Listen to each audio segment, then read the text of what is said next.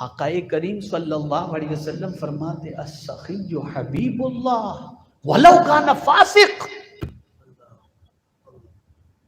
سخی اللہ کا حبیب ہے اگرچہ گنہگار کیوں نہ ہو۔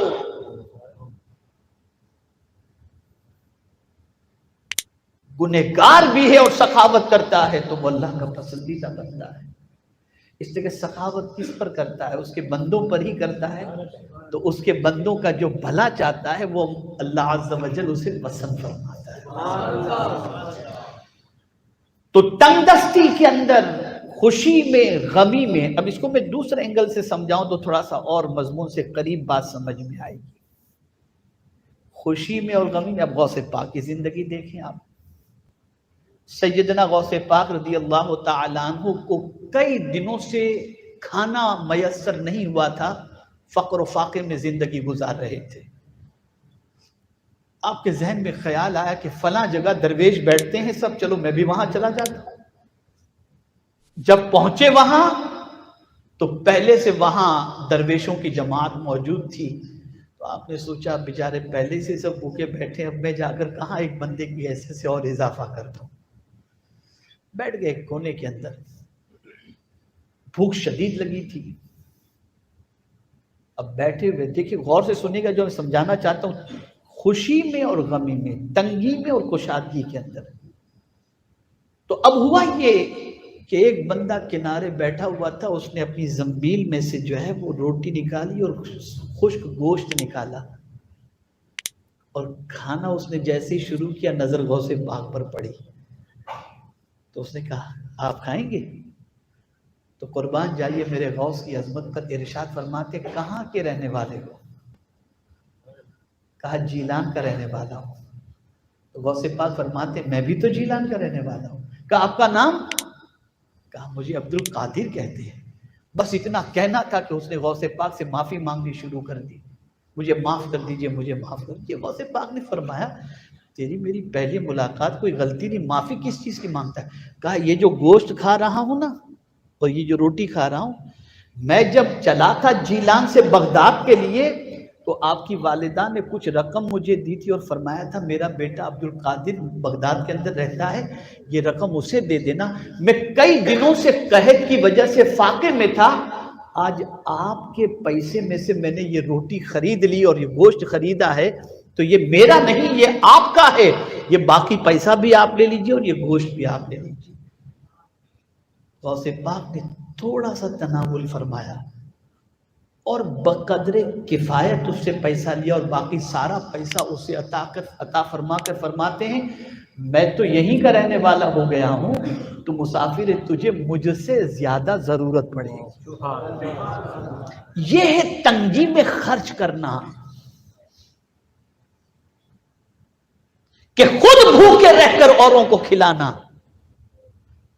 اور ولی جو ہوتے ہیں نا، وہ صرف ایسا نہیں کہ داڑھی ایک سنت ہے، چلو اس میں کوئی تکلیف تو نہیں ہے، اتنا وزن تو نہیں ہوتا کہ گردن جھک جائے گی، تو ہم نے سمجھا کہ چلو داڑھی رکھ لیتے ہیں، یہ سنت ہے، آسان سنت رکھ لی، امامہ شریف سنت ہے پہن لیا۔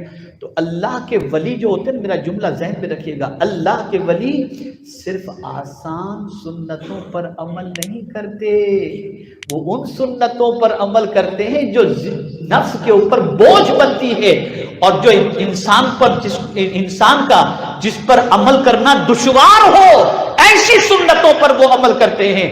اور بھوکے رہ کر اوروں کو کھلانا، یہ میرے مصطفیٰ کی سنت مبارکہ ہے، اولیاء اس پر عمل کرتے ہیں، اولیاء اس پر عمل کرتے ہیں۔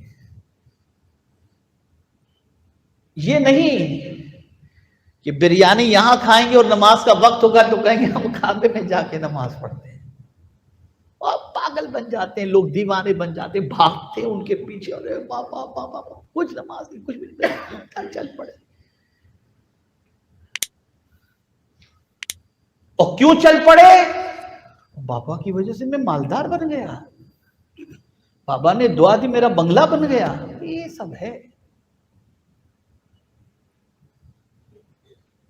آقائے کریم صلی اللہ علیہ وسلم نے ولی کی پہچان یہ بتائی جن کو دیکھو تو خدا یاد آ جائے، یہ ہے ولی کی پہچان۔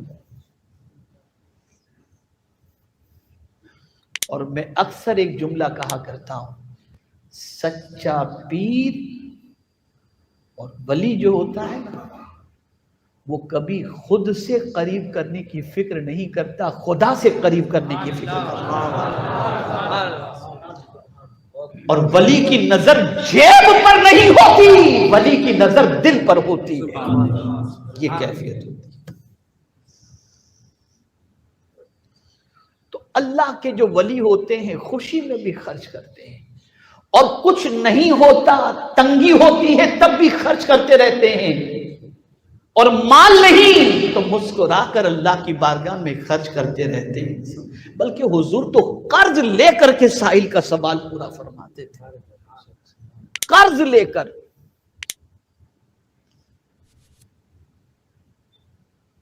تو جنت جن کے لیے سجائی گئی ہے، جنت جن کے لیے آراستہ کی گئی ہے، ان کی شان قرآن بیان کرتا ہے، الذین ينفقون فی السراء والضراء۔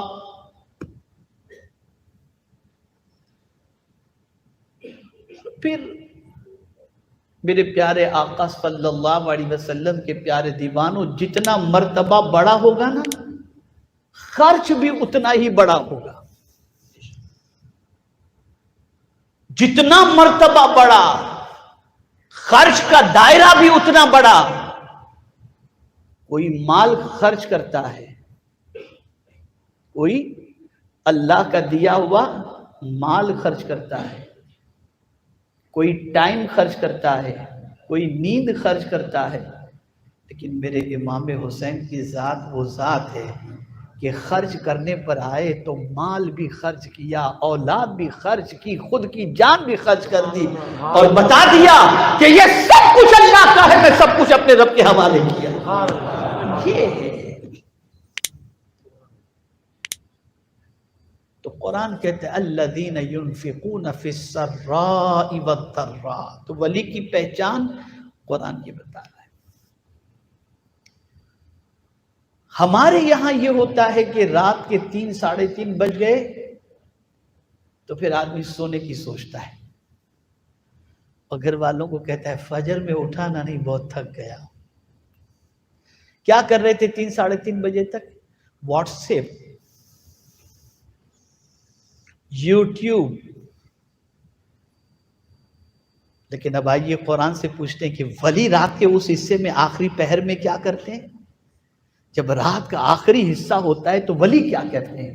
تو قرآن کہتا ہے والمستغفرین بالاسحار، اس سحری کے وقت اللہ سے مغفرت کی بھیک مانگتے ہیں، بخشش کی دعائیں کرتے ہیں۔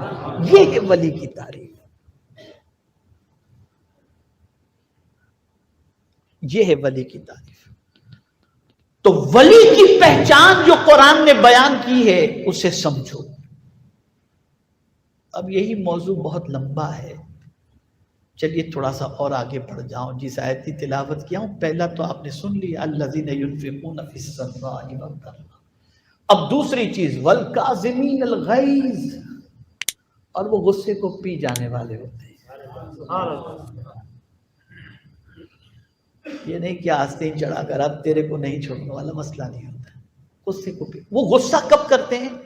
جب کوئی شریعت کی حد کو توڑتا ہے تو ان کو غصہ آتا ہے۔ جیسے حضور مفتی اعظم علیہ رحمت و رضوان، ان کی بارگاہ میں کوئی آتا اور داڑھی نہ ہوتی تو آپ فرماتے جو بیچارہ داڑھی کا بوجھ نہیں اٹھا سکتا وہ باقی بوجھ کیا اٹھائے گا۔ کبھی جلال میں آتے تو ڈانٹتے بھی، ٹپڑتے بھی، ساری چیزیں ہوتی تو ان کا حدود شریعت کی اگر کوئی پامالی کرتا ہے تو ان کو غصہ آتا ہے، لیکن جب ان کی خود کی ذات کی بات آتی ہے کبھی بدلہ نہیں لیا۔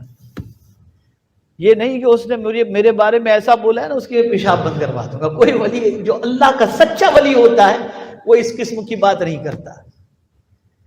اس کی شان کیا ہوتی ہے؟ وہ لوگوں کو معاف کر دیا، والعافین عن الناس، لوگوں کو معاف کرنا۔ اس لیے کہ یہ بھی نفس پر گراں ہے، لیکن مصطفیٰ پیارے کی سنت مولانا کہ حضور صلی اللہ علیہ وسلم اپنے چچا کے قاتل کو بھی معاف فرما دیا، اور پیغمبر رحمت صلی اللہ علیہ وسلم نے اپنی ذات کے لیے کبھی کسی سے بدلہ نہیں لیا ہے۔ تو ولی جو ہوتے ہیں نا وہ لوگوں کو معاف کرنے والے ہوتے ہیں، وہ معاف کرنے کی غصے کو پی جانا، والکاظمین الغیظ، غصے کو پی جانے والے ہوتے ہیں۔ اور یہ غصے کو پینا نا یہ بہت بہت بڑے کمال کی بات ہے۔ آدمی آج کے دور کے اندر غصہ نکالنے کو طاقت سمجھتا ہے، غصہ نکالنے والا طاقتور نہیں ہے، غصہ پی جانے والا طاقتور ہے۔ حضور فرماتے ہیں اس پر، اور ہمارے مفتی صاحب قبلہ تشریف فرمائے، ان کے پاس اگر طلاق کے سلسلے میں لوگ پہنچتے ہیں تو پہلی بات یہ، حضرت میں نے غصے میں طلاق دی۔ یہ غصہ طلاق کا سبب ہوتا ہے، کوئی پیار سے تو طلاق نہیں دیتا ہے نا، غصے میں ہی تو طلاق دے گا۔ اب آئیے غصے کو روکنے کی فضیلت کیا ہے، میں حدیث شریف سے سمجھاؤں۔ آقا کریم صلی اللہ علیہ وسلم ارشاد فرماتے ہیں، جو حق پر رہتے ہوئے اپنے غصے کو روک لے، اللہ اس بندے کو جہنم سے روک لے گا۔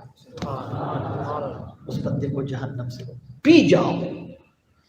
اگر میں کہوں تو غلط نہ ہوگا، سب سے دنیا میں اگر کوئی کڑوا گھونٹ ہے تو وہ غصے پی جانے کا ہے، اور پی جانے کا جو اجر اللہ نے قرآن اور حدیث کے اندر رکھا ہے وہ بہت عرف و اعلیٰ ہے۔ تو اللہ کے ولی جو ہوتے ہیں وہ غصہ پی جانے والے ہوتے ہیں۔